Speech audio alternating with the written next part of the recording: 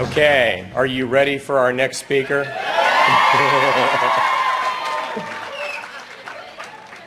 All right, we are thrilled to have her.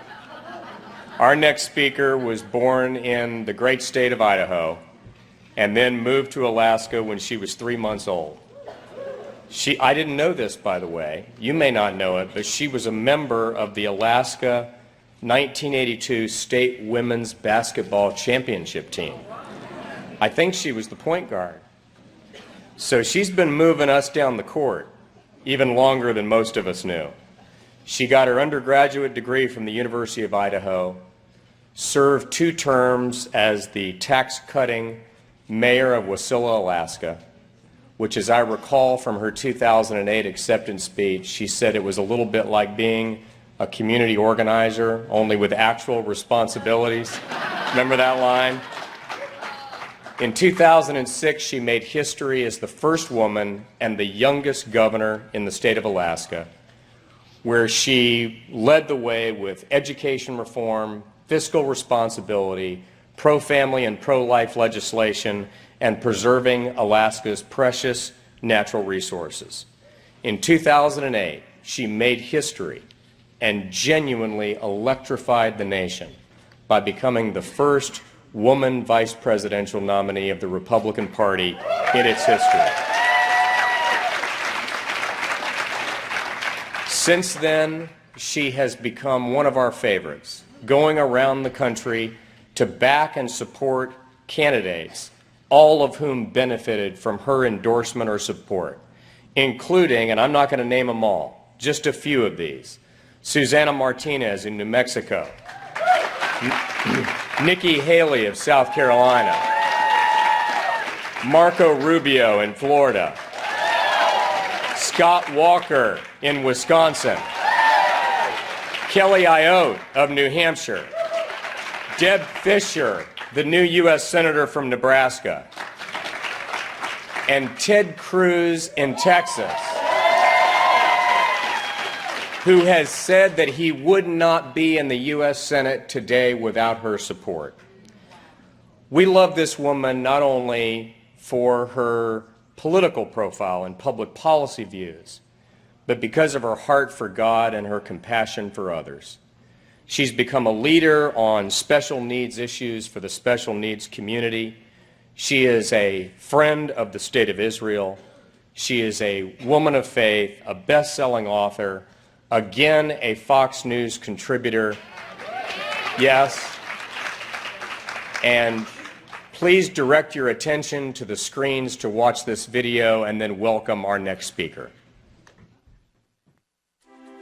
Across the country, everyday Americans are standing up and they're speaking out. And based on what I've seen, there is more than enough reason to have faith in America. We really like Sarah Palin. She speaks for us in a lot of ways. She is real. She's family-oriented, very honest. She says it like it is. She's a normal person, just like every one of us. And I like that because I'm a farm wife. It shows that she can do what we can do. The heart of America is good small towns just like this one. Very nice, very kind to us, including our 2 small kids. Pretty down to earth. She's awesome. Oh, we love her. It's not just me, it's so many Americans. I think we're seeing a great awakening of the American public. These folks love this country. They want to make sure that we are handing the next generation the blessings of liberty. And that is why it's so important for people to get engaged. Look around you. You're not alone. You are American.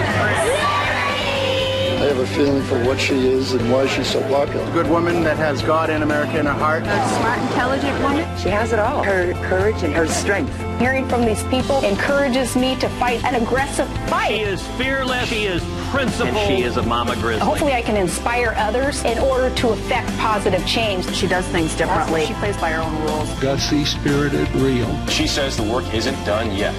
Solutions come from you, and America's hope is in you. Let's do what we know America needs done. Empower the people of America. We've got to do this together.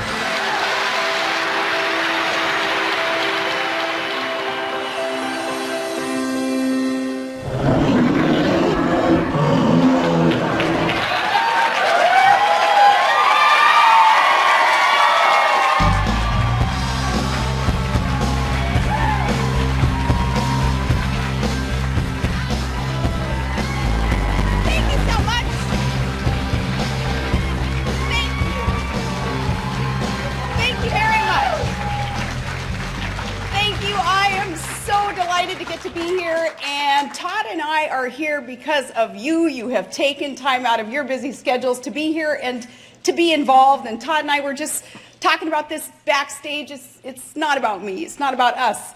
It's about you being involved and trying to defend our republic and save our country. So thank you so much for being here. Wasn't going to start off already getting all blubbery on you, but you know, you do my heart well, really. It's good to be among friends, and it is great to be here. It is so interesting to be in Washington, though, isn't it? I don't get back here that often, but every time I do, it just seems to get more and more surreal.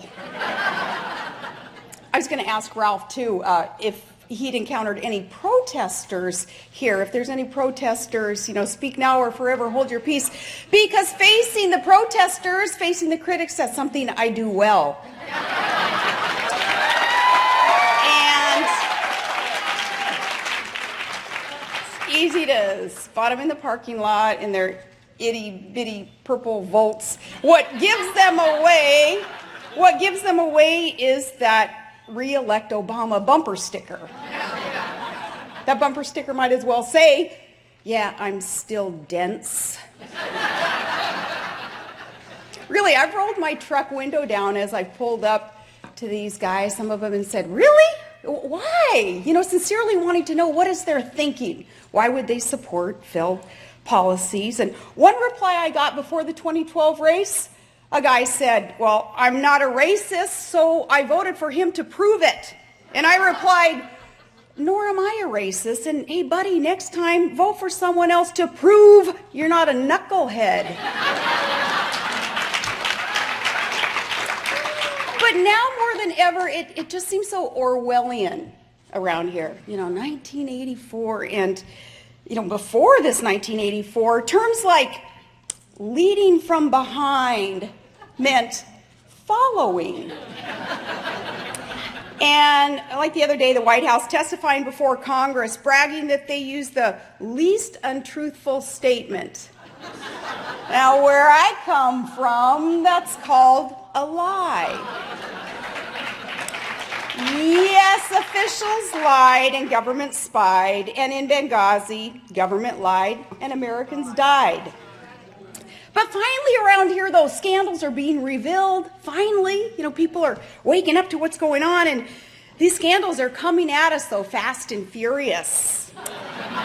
And kind of reminds me of a comedy routine that my friends my really, really good friends at Saturday Night Live do.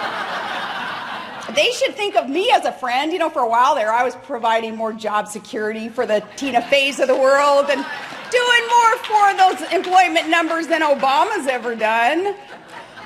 But what SNL does is they have this skit where they do this fake newscast, and they read some completely absurd news report, and then they finish it with an incredulous, really?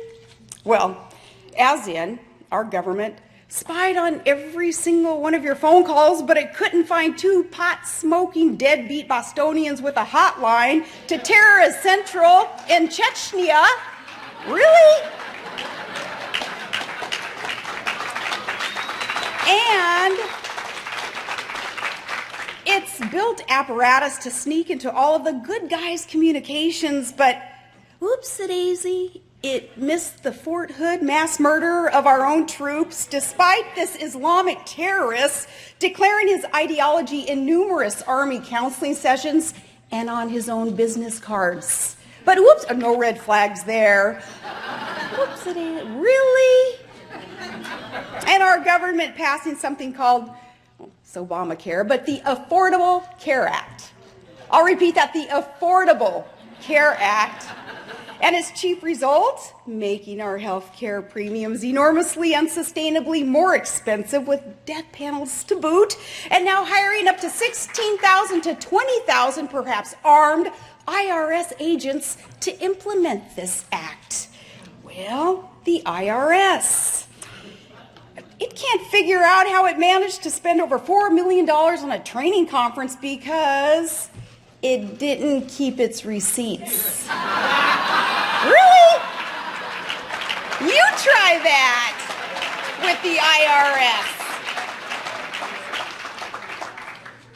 It gives me the same reaction that I get from so much of what Saturday Night Live does. You don't know whether to laugh or cry, so you just kind of tune out. And, I think that that's what a lot of good Americans are doing to Washington today, because D.C. is one hot mess. For instance, militarily, where is our commander-in-chief? We're talking now more new interventions.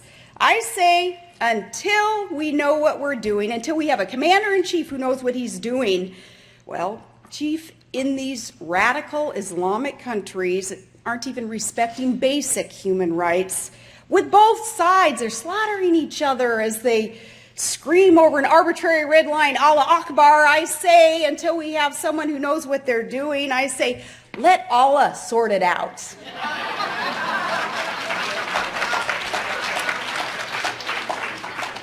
But friends, we're gathered today in a city that is awash in scandal. In other words, it's just another Saturday afternoon in D.C. But to me, this one feels different. The scandal, I mean. Something more is going on than your garden variety government corruption or even illegality. As the left would say, this is shaping up to be a teachable moment. What's going on says something fundamental about our relationship to our government. And for the perfect teacher in this teaching moment, we need look no further than one Becky Garrettson. Now, Becky's a wife and a mother. She's a mama grizzly, and she's living in small town USA, Wetumpka, Alabama. And before last week, you probably had never heard of her. But Becky came to Washington recently to do something really that no American should ever have to do, and that was to beg for her rights. Becky came to Washington not as a victim, though, but as a victor, as a warrior. Wetumpka, home of the Indians, though, so what do you expect, Washington, when she was there? This lady had been singled out for her political beliefs. She's a Tea Partier. But she came to Washington not to apologize, but to evangelize. Becky had been treated by her government as an uppity yokel, a dangerous hick who needed to be brought down in an avalanche of red tape. But Becky came to Washington not as a subject, but as a citizen. She made her case better than I ever could have. Part of what she said to Congress, she said, where I come from, quote, we are patriotic Americans. We peacefully assemble. We petition our government. We exercise our right to free speech, and we don't understand why our government tried to stop us. She went on to say, I am not here today as a serf, she said. I am not begging my lords for mercy. I am a born free American woman, a wife, a mother, a citizen, and I'm telling my government that you have forgotten your place.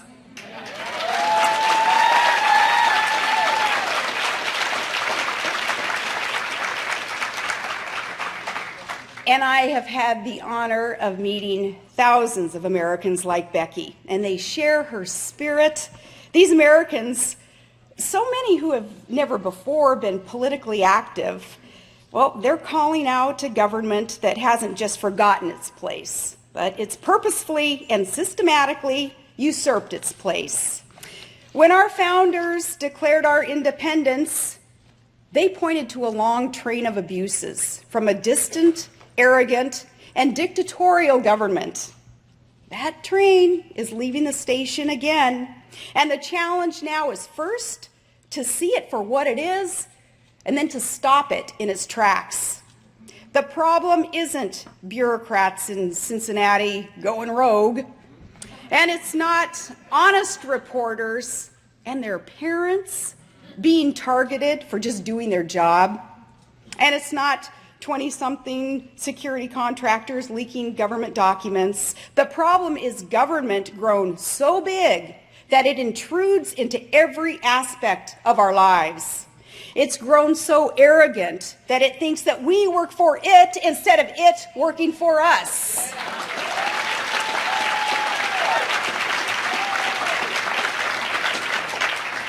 The problem is we've got these politicos with this religious faith in the power of government and elitist disdain for the rights of we the people. To rebuild our majority, then, this is the lesson that we must learn.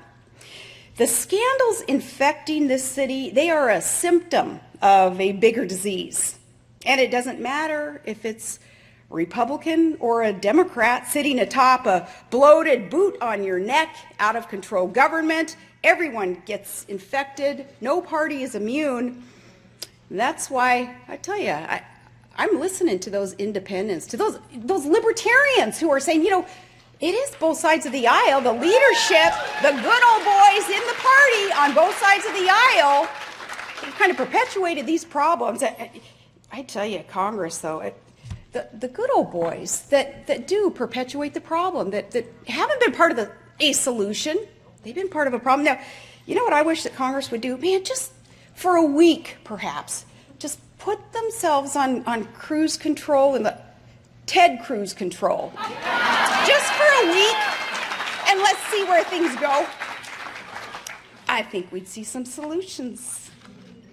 But the scandals, I say, oh, Lordy, yes, investigate them. We have to investigate them, yes, and let's punish the guilty. Let's see justice done. But bureaucrats investigating one another? Right. Did you know the FBI is investigating the IRS harassment of the Tea Party conservative scandal right now? But they haven't contacted one Tea Party yet?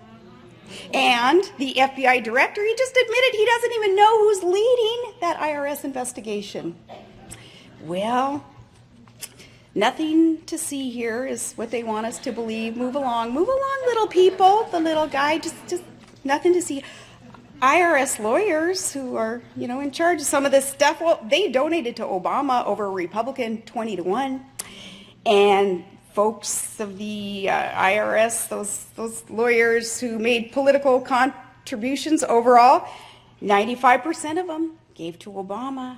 And that's nothing, because at the UN and at the Education Department and at the National Labor Relations Board, 100% of their attorneys donated to Obama. So says a Pepperdine Law School study. It's not just me saying that. But investigate, yes, investigate. But folks, we can't kid ourselves that we can stop at just that, because we will never restore the trust of the American people just by pointing out how little they can trust the other side. And let's not kid ourselves in believing that we can rebuild our majority, by the way, by passing a pandering, rewarding the rule breakers, still no border security, special interest written amnesty bill.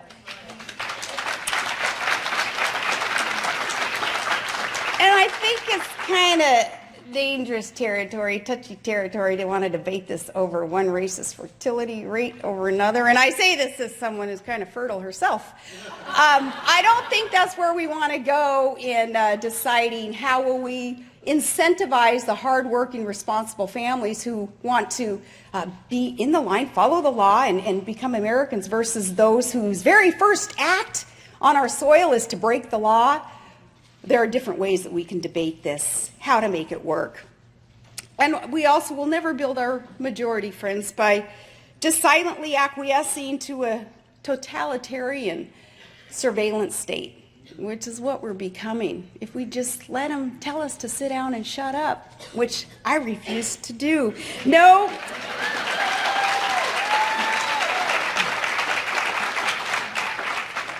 We have nothing to gain by just loudly condemning the tactics of the left while we retreat and quietly adopt their philosophy. Because we are a free-born people, and the day that we forget that, the day that we stop worrying about the tyranny lurking around every corner, which Barack Obama just told a group of graduates recently that they should ignore and forget about.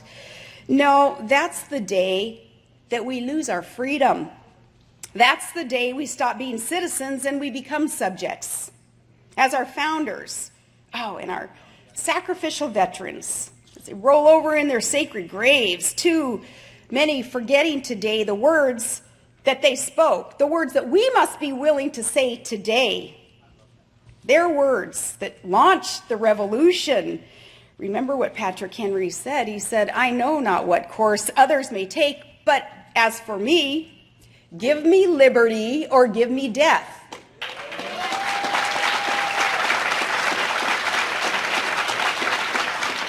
We must be willing to say that today. The great hope that we can take away from this visit then, and I am so glad that you are here. I'm glad that you've taken the time and made the sacrifices away from family and work and home to be here, to be involved. I can't thank you enough for, it's just so encouraging for me, for Todd. It's so encouraging for normal, average, everyday Americans who are counting on you to have that stiff spine and to be bold and to push back what this movement that is tyranny, what it's doing to our country. I can't thank you enough for being here, and the great hope that we can take away from you being here, from this visit to Washington, is that Americans like Betsy Garretson and Tea Partiers, they already know all this that I've spoken of. Not only do you value your freedom, but you are willing to fight for it. In hundreds of towns across America, from Wetumpka to Wasilla, so many Americans are fighting the good fight. And I know, because I've met them, and I've been in their homes. They've been in mine. And I serve them moose chili and blueberry pie when they come to my home. And they are the rock. They are the rock upon which that we will build this new majority. And they are the voice that can reach millions of other patriots of all race, color, and creed who also value the dignity and the opportunity of freedom. They are the brave. They, having kept faith with everything that we love about this land of the free. And we will have no hope of reclaiming our country, and we will deserve it even less if we fail to keep faith with them. That is the message that our leaders, our political leaders, especially those leaders in the GOP, need to understand. You do not marginalize, you don't discredit and dismiss everyday, average, hardworking Americans, those who are part of that grassroots Tea Party movement even, who want to affect the positive change, because too often, leaders, you're not doing it. The people, we the people, have to do it. We can't count on our politicians in Washington, D.C. to do this for us. This also, though, speaks to the idea, the action needed on a local level. I ran for city council. I was a small town mayor. I was a commissioner of oil and gas, moved up to a governor's seat. You have to start on a local level affecting that change. You don't just accept the good old boys trying to shove things down in your own hometown either that aren't part of a liberty-loving populace that is here running their businesses, raising their families, assuming that everybody understands what our Constitution says, assuming that, of course, it's in our heart and soul that we will follow our Constitution, we won't erode our Constitution. Start on the local level, affecting that change as you work on these higher levels of politicos who happen to be in charge of our country. Start on that local level, or do both. Just do both, local and national, okay? Because time's a-wasting, and we need both. But we will fail to reclaim our country if we do not keep faith with those Americans. They knew, you knew, that this land was dedicated to our Lord God, and He has blessed it. And we do well to rededicate it at this time to our one true Heavenly Father.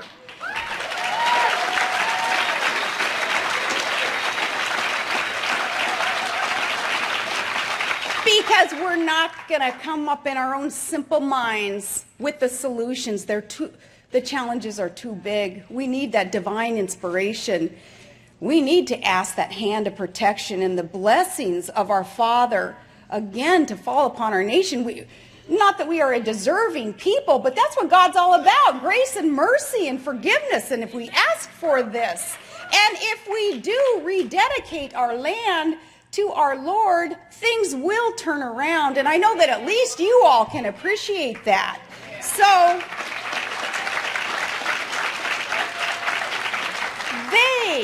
you, hardworking, liberty-loving patriots, they're the unsung heroes in this fight for America's future. And they're out there refusing to retreat, refusing to fundamentally transform America. Instead, they shall, we must, we will fundamentally restore America.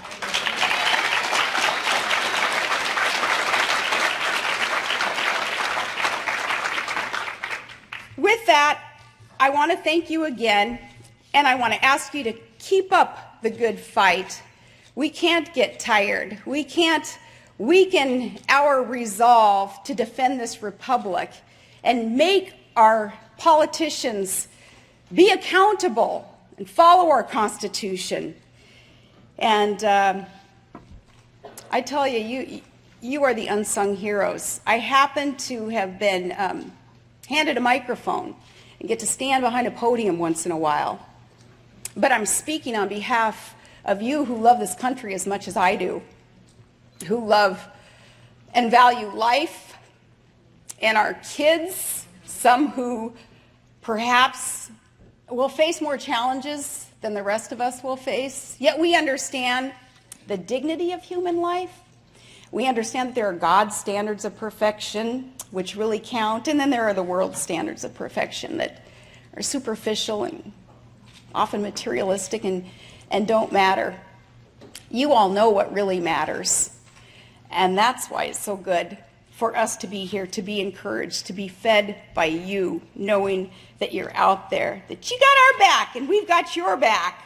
So with that, I thank you, and happy Father's Day tomorrow. Happy Father's Day to our founding fathers, and in their honor, let us do better for the country that they bestowed upon us. Thank you all so much, and God bless you, and God bless the United States of America. Thank you.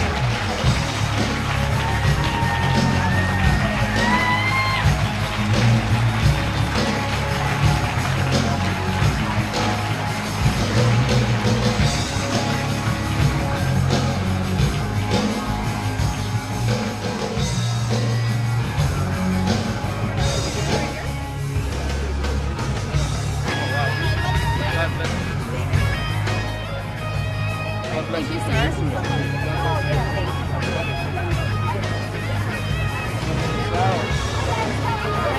Can you get a picture?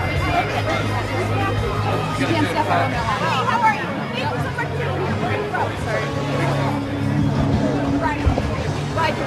Thank you so much for being here. Right. Thank you so much for being here. Thank you. Oh, absolutely. Thank you so much. God bless you. Happy to.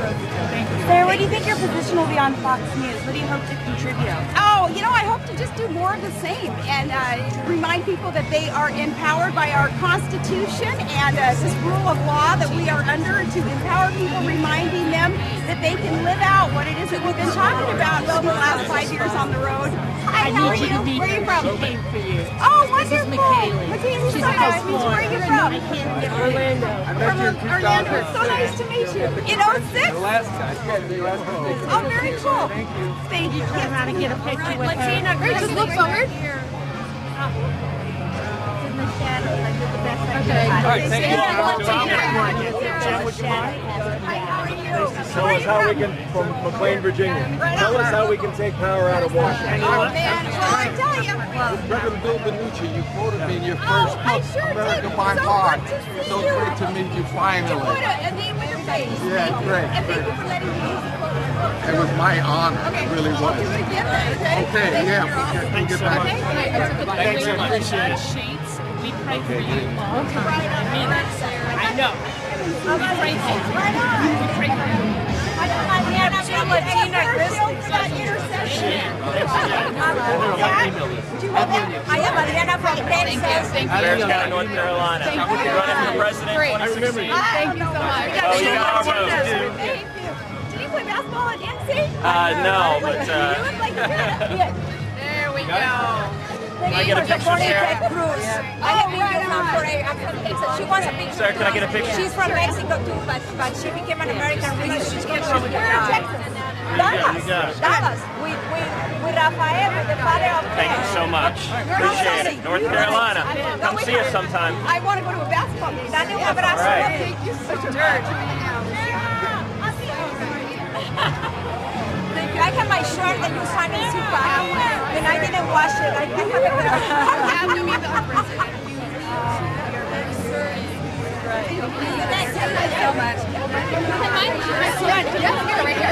Hey, I'm another one of your Alabama girls. Oh, right. So, thank you, Sarah. Thank you. What town are you in there? Birmingham. Okay, very good. Yeah, I understand. Pleasure, Michelle. Nice to meet you. Thanks. Real activist. Thanks so much. All right. Thank you. God bless you. Thank you so much. Everybody else is your college girls.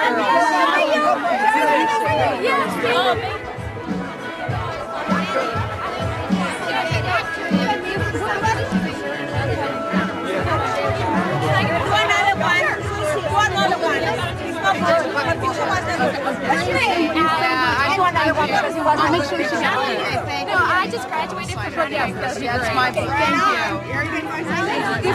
This is for you. I'm voting today. It's for you. Oh, good. Thank you so much. Everybody. All right, you're on the airplane. Thank you. Yeah, I'll make sure. The other one was no good. Okay, Susie, Here, give me a camera. No worries, I'm doing great. Is there anyone that can possibly get a picture? Of course. Here, I'll try and get a picture back here. Thank you so much. There you go. Judy, want me to write to you? Can you get a picture? Hey, folks. I'm actually from Czechoslovakia, from communist. I got one picture. Which way? Okay. That's her camera, I think. You want to take it on yours, please? Okay. You're all thank you. Sarah, the I'll make camera's sure this the way. book gets done with her. Thank you. Here we go. Yes. Almost Greece, literally. Did that work? I don't know, did it work? I got it a lot. Well, did you catch my funny line about it? Yeah. That's what I think about it. There's other ways to debate this. Fertility rates. One more time. Make sure I got it right. Okay, we got two. Thank you very much. You know what I really think of it though? I think men. Hi, what's your name? I'm Mary. Mary, so nice to meet you. Where are you from? I'm from Philadelphia. Right on, it's good to meet you. May I get a quick picture? Sure. Here you go. Here, give me a camera. Sorry. Hey, just tap the screen a few times and it should take. Okay. I'm gonna make time to get out here and do some pictures too. My whole family loves you and I think you're so great. Keep up the great work. Thank you so much. I'm honored to meet you. Whose phone is that? It's mine. God bless. Wow. It's a big face. Hey, we're advocating for I think this is a shade picture. That's going to be the cover. Oh, they're rereading the scenes under my heart. That is really great. Yeah.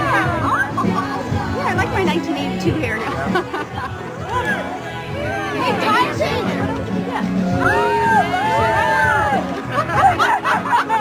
Thank you so much.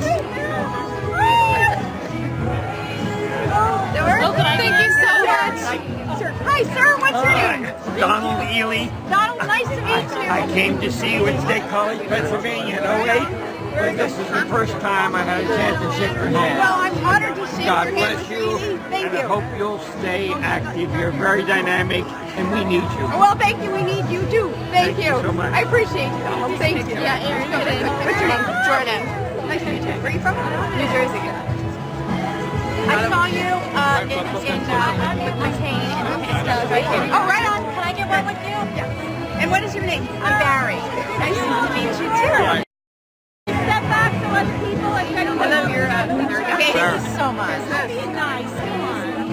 Pretty picture. That's a good. Can you sign my poster? Oh, sure. Of course. Right on my back. All the kids at GW have them in their dorm rooms. Oh, okay. Sure. Oh my gosh. Actually, I have them in there. Selfie, please. Here, you want to Here, I can take it. Oh, thank you. Oh, they're so unflattering.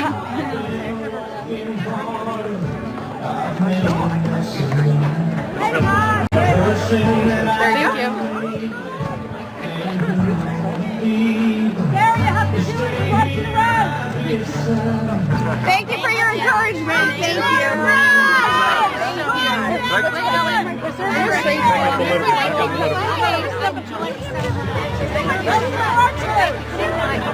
We'll keep supporting those candidates.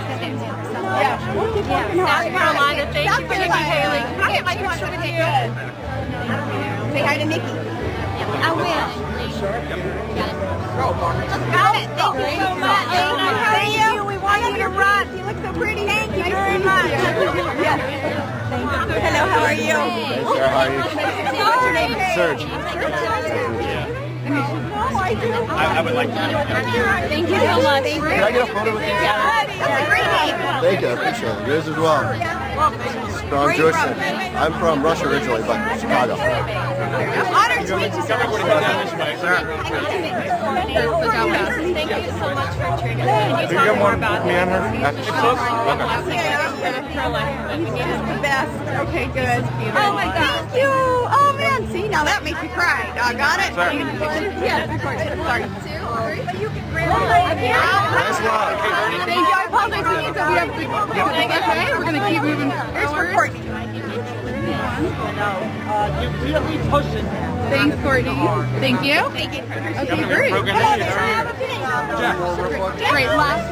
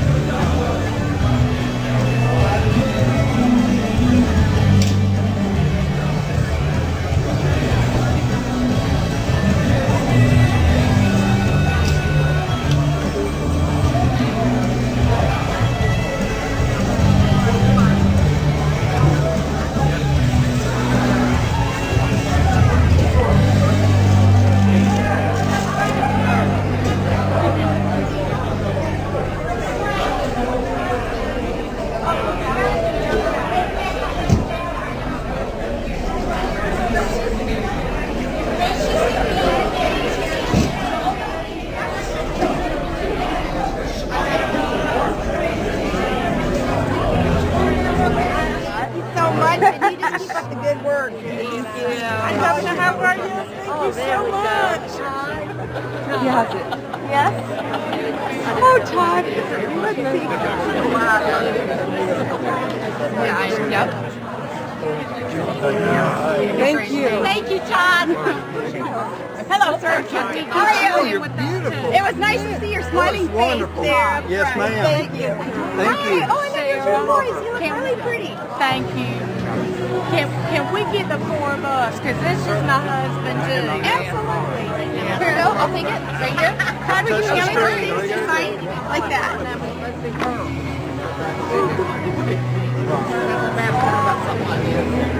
This was somebody's. Hi. What's your name?